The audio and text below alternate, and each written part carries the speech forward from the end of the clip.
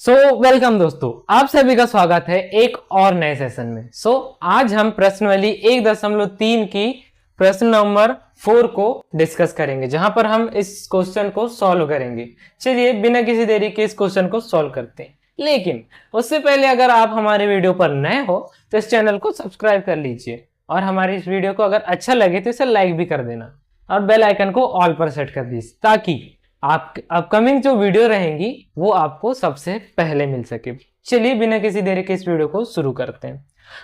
हमारे पास क्वेश्चन दिया है, क्वेश्चन 4, 0.9999 डैश डैश डैश को P बटे Q के रूप में व्यक्त कीजिए। क्या आप उत्तर से आश्चर्यचकित हैं? अब हम उत्तर लाते हैं, अब उत्तर से देखते हैं क्या इसका उत्तर आश्चर्यचकित करने वाला है।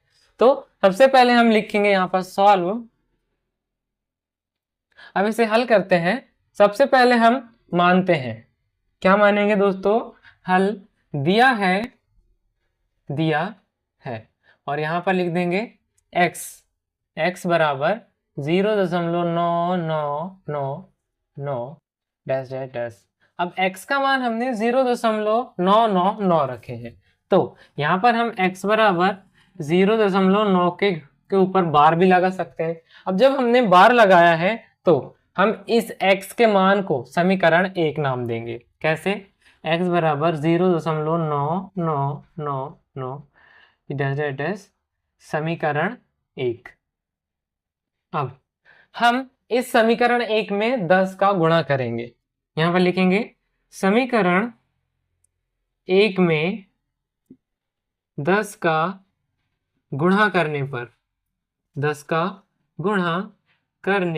पर जब हम इस समीकरण में 10 का गुणा करेंगे तो इस x में सबसे पहले होगा गुणा, तो यहां हो जाएगा 10x और इक्वल में अगर हम इस संख्या में 10 का गुणा करेंगे तो यहां पर 1 9 दशमलव के इस तरफ आ जाएगा, तो 9.999 डैश डैश डैश। हमारे पास ये समीकरण हो गया समीकरण नंबर 2। अब समीकरण 2 से समीकरण 1 को घटाने पर जब हम इस समीकरण को घटाएंगे, समीकरण 2 से समीकरण 1 को घटाने पर जब इससे हम घटाएंगे तो हमारा जो 10x है is equal to 9.999 dash dash upon x is equal to 0.9999 dash dash. अब जब हम इसे यहाँ से घटा देंगे तो यहाँ पर 10x में से एक x को घटाएंगे तो यहाँ पर बचेगा 9x। यहाँ पर बच गया 9x इज इक्वल में जब इस 9.999 से 0.999 को घटाएंगे तो यहाँ पर सिर्फ बचेगा 9। अब जब यहाँ पर सिर्फ 9 बचा है तो हमें x के मान को सिंगल करना है। x का मान जब सिंगल होगा तभी हमारे पास एग्जैक्ट रिपोर्ट यानी कि एग्जैक्ट आंसर आएगा। तो हम थोड़ा यहाँ पर साइड में कर लेते हैं कि जो यहाँ पर x है, x सिंगल हो जाएगा और इधर था पहले से 9, अब इसके बटे में इस तरफ का 9 भी आ जाएगा और जब 9 से 9 को काटेंगे 9 एकम 9 और 9 एकम 9, तो x बराबर आएगा हमारे पास 1। अब हमारे पास आया 1। अब ये जो 1 है एक आश्चर्यचकित करने वाला आंसर तो है, क्योंकि हम इस 1 के बटे में 1 लिखेंगे तब ये परिमेय संख्या मतलब p बटे q के रूप में तो लिखा है, तो ये उत्तर आश्चर्यचकित करने वाला है और हमारा जो आंसर है वो हमें प्राप्त हुआ है x बराबर 1। तो ये थे हमारे प्रश्न नंबर 4 का आंसर। अब करते हैं हम प्रश्न नंबर 5। अगर फ्रेंड्स हमारे पास क्वेश्चन नंबर 5 दिया है कि 1/17 के दशमलव प्रसार में अंकों के पुनरावृत्ति खंड में अंकों की अधिकतम संख्या क्या हो सकती है? अपने उत्तर की जांच करने के लिए विभाजन क्रिया कीजिए। मतलब हमें सिंपली इस सवाल में बोल रहा है कि 17 का 1 में भाग देना है। अब 17 का भाग इस तरह देना है 1 में कि एक संख्या रिटर्न से दोबारा आ जाए, वहां तक अधिकतम कितने बार हम भाग देंगे कि वही संख्या रिटर्न से आए, मतलब बार लग जाए उस संख्या पर, ऐसी संख्या हमें लाना है। अब हम इसमें 17 का भाग 1 में देंगे। चलिए बिना किसी देरी के इसको सॉल्व करते हैं। दोस्तों हमारे पास दिया है कि 1/17 है, अब हमें इस 1 में 17 से भाग देना है, मतलब कि यहाँ होगा 17 और यहाँ होगा 1। अब 17 का भाग 1 में तो जाता नहीं, क्या करेंगे, दशमलव लगाएंगे सबसे पहले यहाँ पर और यहाँ पर एक 0 बढ़ाएंगे। अब क्या 17 का भाग जाएगा, बिल्कुल नहीं। अब यहाँ पर एक और 0 बढ़ाएंगे और यहाँ बढ़ाएंगे एक और 0, यहाँ हो गया 17। अब 17 का पहाड़ा कुछ ऐसे पढ़ना है कि 100 से आगे ना बढ़े, तो 17 पंचे 85, यहाँ आएगा 5 और यहाँ आएगा 85। 17 पंचे 85। अब जब माइनस करेंगे तो यहाँ बचेगा 5 और यहाँ 1, बाकी सब कैंसिल। अब 15 में फिर से 17 का नहीं जाता, दशमलव लगाए 0 बढ़ा सकते हैं, यहाँ आएगा 0। अब 17 का भाव कुछ इस तरह देना है कि 150 से आगे ना बढ़े या फिर 150 आ जाए।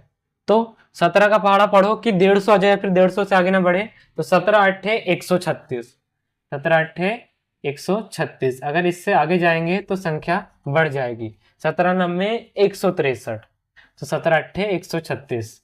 अब यहाँ बचेगा 4 और यहाँ पर 4 में से 3 गया तो 1, फिर यहाँ पर क्रॉस, फिर से यहाँ पर दशमलव लगाए फिर 0 बढ़ाएंगे 14 में, फिर से 17 से भाग देंगे, 17 अट्ठे 136, यहाँ आएगा 136 माइनस, जब माइनस करेंगे यहाँ बचेगा 4, सब कैंसिल। अब फिर से 4 में 17 का भाग नहीं जाता, तो दशमलव लगाए 0 बढ़ा सकते हैं, यहाँ लगाए 0। 17 का पहाड़ा कितने बार पढ़ेंगे, 2 बार, 17 दूनी 34, यहाँ आएगा 2, यहाँ आएगा 34। जब 40 में से 34 माइनस करेंगे हमारे पास बचेगा 6, फिर से यहाँ कैंसिल, फिर 6 बच गया, दशमलव लगाए फिर 0 बढ़ाएंगे, यहाँ आ जाएगा 0। अब 17 का पहाड़ा कुछ ऐसे पढ़ना है कि 60 से आगे ना बढ़े, 17 दूनी 34, 17 तिया 48, 17 तिया 48, गलत बोल दिया। अब 17 का भाग 60 में ऐसे देना है कि 60 से आगे ना बढ़े, तो 17 का पहाड़ा पढ़िए, 17 तिया 51, 17 तिया 51। जब इसमें से माइनस करेंगे 60 में से 51 को, तो यहाँ बचेगा 9 और यहाँ पर क्रॉस, फिर से दशमलव लगाए 0 बढ़ा सकते हैं, 0 बढ़ाएंगे कितने बार में जाएगा दोस्तों, 17 पंचे 85, 17 पंचे 85, यहाँ जाएगा 85 और यहाँ पर माइनस करेंगे तो बचेगा 5, फिर से दशमलव लगाए फिर 0 बढ़ाएंगे, यहाँ आएगा 0। अब 17 का पहाड़ा पढ़ना है कि 50 से आगे न बढ़े, तो 17 दूनी 34, यहाँ पर आएगा 2, क्योंकि 17 तिया 51 हो जाता है, 50 से एक ज़्यादा हो जाएगा, तो 17 दूनी 34, यहाँ आएगा 34। अब माइनस करेंगे, 10 में से 4 गया तो 6 एंड 4 में से 3 जाएगा तो 1, 16। अब 16 में फिर 17 का नहीं जाता, दशमलव लगाए फिर 0 बढ़ाएंगे, ये लगा दिए 0। अब 17 का पहाड़ा कुछ ऐसे पढ़ना है कि 160 से आगे ना बढ़े, तो 17 नब्बे 153, 17 नब्बे 153, यहाँ आएगा 9 और यहाँ आएगा 153, 153, 116 से 153 को घटाएंगे तो यहाँ पर बचेगा 10 में से 3 घटाएंगे तो बचेगा 7 एंड सब क्रॉस। अब फिर दशमलव लगाए फिर यहाँ 0 बढ़ाएंगे, अब यहाँ पर जगह नहीं बची तो हम यहाँ पर साइड में करेंगे, यहाँ बचा था 70। अब 17 का पहाड़ा कुछ ऐसे पढ़ना है कि 70 से आगे ना बढ़े, तो कितने बार में जाएगा, 17 एकम 17, 17 दूनी 34, 17 तीन 51, 17 चौके 68, यहाँ आएगा 4 और यहाँ आएगा 68। 70 में से 68 को घटाएंगे, यहाँ बचेगा 2, फिर से दशमलव लगाए फिर 0 बढ़ाएंगे, कितने बार जाएगा यहाँ पर, 20 में एक बार, 17 एकम 17, फिर कितना बचेगा 3। अब फिर से दशमलव लगाए फिर 0 बढ़ाएंगे, यहाँ बच्चे आएगा 0। अब 17 एकम 17, फिर से यहाँ आएगा 17 और जब 30 में से 17 को माइनस करेंगे तो यहाँ पर बचेगा हमारे पास 13 बचेगा, दशमलव लगाए फिर 0 बढ़ा सकते हैं हम, यहाँ बढ़ाएंगे एक 0 बढ़ाएंगे तो 17 सत्ते 119, 17 सत्ते 119, यहाँ आएगा 7 और यहाँ आएगा 119।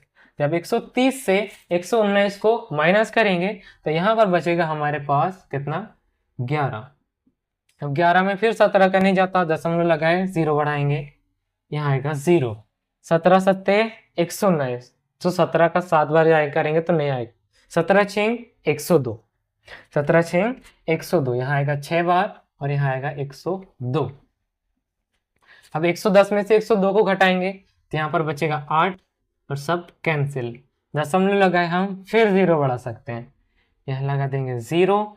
अब 17 का पहाड़ा कुछ ऐसे पढ़ना है कि 80 से आगे ना बढ़े, तो कितने बार में जाएगा? 4 बार में। 17 चौके 68, 4 बार में यहाँ आएगा 68। जब माइनस करेंगे तो यहाँ बचेगा 2 और 7 में से 6 माइनस करेंगे तो 1, 12। 12 में फिर 17 का नहीं जाता, दशमलव लगाए 0 बढ़ाएंगे, यहाँ आएगा 0। 17 सत्ते 119, यहाँ आएगा 7 और यहाँ आएगा 119। और जब इसको माइनस करेंगे तो हमारे पास लास्ट में बचेगा 1। हमने जिस संख्या से इस सवाल को शुरू करे थे वही संख्या हमारे पास प्राप्त हो गई। तो इस प्रकार इसका जो दशमलव प्रसार है वो अधिकतम इतना प्राप्त होगा। अब हम क्या कर सकते हैं, इन सभी के ऊपर बार लगा सकते हैं और यही हमारा आंसर होगा। सो आई होप आप सभी को ये कॉम्प्लिकेटेड सा क्वेश्चन समझ में आया होगा। जिसको समझ में नहीं आया वो वीडियो की स्पीड को थोड़ा कम करके देख सकते हो, जिससे कि आपको और अच्छे समझ में आए। और जिसको इस क्वेश्चन को अपनी कॉपी में नोट करना है, वीडियो को पॉज करके लिख सकते हो। आइए करते हैं नेक्स्ट क्वेश्चन को। सो फ्रेंड्स, इसके बाद हमारे पास नेक्स्ट क्वेश्चन दिया है कि ऐसी 3 संख्याएं लिखिए जिनके दशमलव प्रसार आनावसानी अनावर्ती हो। हमें 3 ऐसे दशमलव प्रसार लिखना है जिनके दशमलव प्रसार आनावसानी अनावर्ती होंगे। तो हमारे पास सिंपली इसका आंसर दिया हुआ है, जो हमारे पास सबसे पहला है कि इसका फर्स्ट आंसर है 0.010010001000001 dash dash dash dash dash.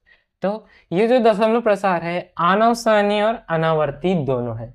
इसी की तरह हमें और 2 उदाहरण देना है, तो हम उदाहरण सेकंड लिख देंगे 0.0200200020002 dash dash dash. And third is 0.0300300030003 dash dash dash. So friend, इसके बाद करते हैं हम नेक्स्ट क्वेश्चन, क्योंकि जो क्वेश्चन था बहुत ही शॉर्ट था। इसके बाद दोस्तों हमारे पास दिया है क्वेश्चन नंबर 8 कि परिमेय संख्याओं 5/7 और 9/11 के बीच की 3 अलग अलग अपरिमेय संख्या ज्ञात करना है। जो परिमेय संख्या 5/7 और 9/11 इनके बीच की 3 अलग अलग अपरिमेय संख्या ज्ञात करना है। तो चलिए बिना किसी देरी के इस सवाल को स्टार्ट करते हैं। यहाँ पर हम भाग देकर उन संख्याओं के बीच की परिमेय संख्या ज्ञात करने की कोशिश करेंगे, अपरिमेय संख्या ज्ञात करने की कोशिश करेंगे। हमारे पास सबसे पहले दिया है कि 5/7 एंड अगला है 9/11। अब हम सबसे पहले भाग देकर इनके बीच में अपरिमेय संख्या ज्ञात करने की कोशिश करेंगे। कैसे? 7 का भाग हम 5 में देंगे, 7 का भाग हम 5 में देंगे। अब चूंकि 7 का भाग 5 में तो जाता नहीं, क्या करेंगे, दशमलव लगाएंगे यहाँ पर और यहाँ पर बढ़ाएंगे 1 0। अब 7 का पहाड़ा पढ़ेंगे 50 से आगे ना बढ़े, 7 सतैया 49, यहाँ जाएगा 49, माइनस करेंगे तो 1, फिर से दशमलव लगाए 0 बढ़ा सकते हैं, 7 एकम 7, यहाँ आएगा 7, माइनस करेंगे, यहाँ बच जाएगा 3। अब 3 बचा है, दशमलव लगाए फिर 0 बढ़ाएंगे, यहाँ पर 7 का पहाड़ा पढ़ेंगे, 7 21, 7 चौके 28, 4 बार और यहाँ आएगा 28, माइनस करेंगे, बच जाएगा 2। अब 2 बचा है, फिर से दशमलव लगाए 0 बढ़ाएंगे, 7 दूनी 14, यहाँ आएगा 14, माइनस करेंगे, बच जाएगा 6। अब 6 बचा है, दशमलव लगाए फिर 0 बढ़ा सकते हैं। 7 का पहाड़ा वैसे पढ़ना है कि 60 से आगे न बढ़े, तो 7 8 56, यहाँ आएगा 8 और यहाँ आएगा 56। अब जब यहाँ से माइनस करेंगे हम तो कितना बचेगा दोस्तों, यहाँ बचेगा 4। अब 4 दशमलव लगाए फिर 0 बढ़ाएंगे, ये बढ़ा दिए 0। 7 का पहाड़ा वैसे पढ़ना कि 40 से आगे न बढ़े, 7 दूनी 14, 7 21, 7 चौके 28 और 7 अपना 35, 5 बार में और यहाँ आ जाएगा 35। अब दोस्तों हमारे पास दशमलव के बाद फिर भी 2 4 6 संख्याएं प्राप्त हो चुकी हैं। हम अपने इस सवाल को यहीं तक रखते हैं। अब हम बच करते हैं नेक्स्ट क्वेश्चन को, या फिर नेक्स्ट वाले जो 9/11 है इसे। जब हम 11 का भाग 9 में देंगे तो किस तरह हमें आंसर प्राप्त होगा। तो यहाँ पे लिख देंगे 11 और यहाँ आएगा 9। अब जब 11 का भाग हम 9 में देंगे तो 9 में तो जाता नहीं, दशमलव लगाएंगे और 0 बढ़ाएंगे। कितने बार में जाएगा? 8 बार। 11 8 88, बच जाएगा 2, यहाँ पर क्रॉस। फिर से 2 में नहीं जाता, दशमलव लगाए 0 बढ़ाएंगे, 11 एकम 11, यहाँ जाएगा 11, फिर बच जाएगा 9। मतलब कि ये जो 9 है अब बार बार आने वाला है, तो इनके ऊपर बार लग जाएगा और यहाँ पर इनके ऊपर बार लग जाएगा। सो हमारे पास 2 आंसर तो प्राप्त हो गए। अब हम इन्हें सीक्वेंस में लिख लेंगे कि जो हमें 5/7 है उससे प्राप्त हुआ है 0.71428 और सेकंड है हमारे पास जो 9/11 है उसका 0.81। तो 0.81 हमारे पास प्राप्त हो गया, मतलब 0.81। अब हम इसे 0.71 एवरेज मान सकते हैं, क्योंकि इसके जो बाद में है वो अभी आगे नहीं बढ़ पा रहे हैं, तो इसे हम एवरेज मान लेंगे 0.71। अब 0.71 और 0.81 के बीच में हमें 3 परिमेय संख्याओं को ज्ञात करना है। अब हम इनके बीच में जैसे 71 है, 72 73 74 75 इनको कर सकते हैं, लेकिन हमारे पास बुक में जो 3 आंसर दिए हैं वो इन्हीं के बीच की 3 है, तो हम उन्हें ही लिख लेंगे। पहला जो आंसर है वो होगा 0.7500750075000075 डैश डैश डैश। सो इस तरह से हमारे पास पहला प्राप्त हुआ। दूसरा होगा 0.760076000076 डैश डैश डैश। इसके बाद थर्ड है 0.77077007700077 डैश डैश। तो यही हमारा आंसर होगा आपके क्वेश्चन नंबर 8 का। अब करते हैं दोस्तों क्वेश्चन नंबर 9 को। अगर आप लोगों को इसे नोट करना है तो वीडियो को पॉज करके इसे अपनी कॉपी में नोट कर लीजिए। सो दोस्तों इसके बाद हमारी प्रश्नावली 1.3 का सबसे लास्ट क्वेश्चन दिया है कि बताइए कि निम्नलिखित संख्याओं में कौन कौन सी संख्या परिमेय और कौन कौन संख्या अपरिमेय। हमें बताना है कि कौन सी संख्या परिमेय है और कौन सी अपरिमेय। सो हमारे पास सबसे पहला क्वेश्चन दिया है कि कर्ण 23 क्या ये परिमेय है या अपरिमेय। आइए देखते हैं। जो कर्ण 23 है ये एक अपरिमेय संख्या है। अब अपरिमेय संख्या क्यों है हम इसके बारे में लिखेंगे। तो यहाँ पर हम हल करके लिख सकते हैं कि जो कर्ण 23 है, कर्ण 23 एक अपरिमेय संख्या है, एक अपरिमेय संख्या है। क्योंकि अब जो कर्ण 23 है इसका जो वर्गमूल निकालेंगे वो पूर्ण वर्ग नहीं है। मतलब कि कर्ण 23 एक अपरिमेय संख्या है क्योंकि कर्ण 23 का वर्गमूल निकालने पर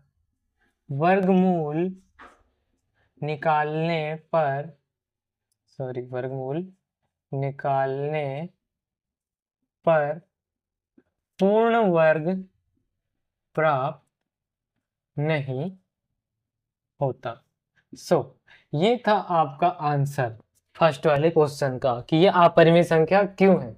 अब हम करते हैं हमारे सेकंड क्वेश्चन को। तो सेकंड क्वेश्चन दिया है हमारे पास कि कर्ण के अंदर 225।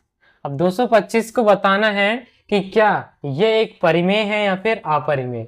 हम इसे एक बार सॉल्व करके देख लें कि यह परिमेय है या फिर अपरिमेय। हम कैसे सॉल्व करेंगे, हम अभाज्य गुणनखंड विधि द्वारा इसे हल करके देखते हैं। यहाँ पर लिखा है 225। अब इस 225 को हमें सॉल्व करना है। ये सबसे पहले विभाजित होगा 3 से। कितने बार? 3 7 21 और 3 5 15। अब किससे विभाजित होगा? 3 से ही विभाजित होगा। 3 दूनी 6 बचा 1, 3 5 15। अब 5 से 5 25 और 5 एकम 5। तो यहाँ पर 3 गुणा 3 गुणा 5 गुणा 5। अब इन दोनों का जोड़ा बन रहा है तो 3 गुणा 5, इस तरह से 3 5 15। तो 15 का वर्ग 225 होगा, जो इसे करनी से बाहर ला सकता है। अगर हमें 225 को बाहर लाना है तो इसे हम करनी के बाहर में 15 लिख सकते हैं, या फिर 15 का वर्ग करनी के अंदर करेंगे तो इस करनी से ये वर्ग कट जाएगा और हमारे पास बचेगा 15। हमारे पास जो हमने वर्गमूल निकाले वो एक पूर्ण वर्ग के रूप में प्राप्त हुआ है। मतलब ये जो करनी के अंदर 225 है वो परिमेय संख्या है। यहाँ पर हम हल लिखेंगे कि करनी 225 एक परिमेय संख्या है। परिमेय संख्या है, परिमेय संख्या है क्योंकि करनी 225 का वर्गमूल निकालने पर पूर्ण वर्ग प्राप्त होता है। पूर्ण वर्ग प्राप्त होता है। ये था हमारे सेकंड क्वेश्चन का आंसर। अब करते हैं हम थर्ड वाले क्वेश्चन को। हमारे पास थर्ड क्वेश्चन दिया है कि 0.3796, क्या ये एक परिमेय संख्या है? और कैसे है हम बताते हैं कि 0.3796 एक परिमेय संख्या क्यों है। क्योंकि अगर जब हम यहाँ से दशमलव को हटाएंगे तो ये हमारे पास कुछ इस तरह से प्राप्त होगा 96। जब यहाँ से दशमलव हटाएंगे तो दशमलव हटाने का 1 और दशमलव के बाद जितनी संख्या है उतने 0, यहाँ 4 संख्या है तो 4 0। तो इस तरह से 0.3796 P बटे Q के रूप में प्राप्त हो रहा है। मतलब कि ये जो 0.3796 है वो परिमेय संख्या है। तो यहाँ पर हल लिखेंगे कि 0.3796 परिमेय संख्या है। परिमेय संख्या है, यही हो जाएगा इसका आंसर। इसके बाद हम करते हैं फोर्थ क्वेश्चन को। दोस्तों हमारे पास फोर्थ क्वेश्चन दिया है कि fourth is 7.47848 dash dash dash. अब हमें ये बताना है कि ये जो दिया है फोर्थ नंबर का, क्या ये एक परिमेय है या अपरिमेय। यहाँ पर 4 7 8 जो है वो रिटर्न से 4 7 8 यानी प्राप्त हो रहा है। मतलब कि ये जो दशमलव प्रसार है ये अब रुकने वाला नहीं है, क्योंकि डैश डैश डैश भी लग गया है, ऊपर से 4 7 8 जो है बार बार रिपीट हो रहा है। मतलब कि इसे हम हल करेंगे तो ये हमें प्राप्त होगा 7.478 इनके ऊपर बार। और जिन संख्याओं के ऊपर बार लग जाता है वो परिमेय संख्या नहीं कहलाती, वो कहलाती है अपरिमेय संख्या। तो इसका हल है कि 0.478 एक अपरिमेय संख्या है। अपरिमेय संख्या है। एंड द लास्ट क्वेश्चन, हमारी प्रश्नावली का सबसे आखिरी क्वेश्चन। इसके बाद हमारी प्रश्नावली 1.3 कंप्लीट हो जाएगी। ये 1.3 का पार्ट 2 है। पार्ट फर्स्ट को देखने के लिए आप हमारे चैनल के प्लेलिस्ट में जा सकते हैं, जहां पर 9th क्लास के मैथ्स की सारी लेक्चर्स को एक जगह पर स्टोर करके रखा गया है। हमारे पास जो फिफ्थ क्वेश्चन दिया है वो है 1.10101010001000100001।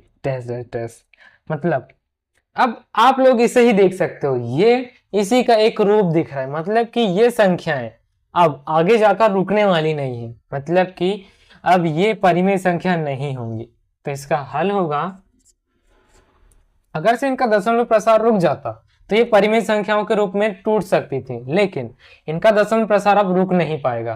तो ये जो है 1.010010001000001 एक अपरिमेय संख्या है।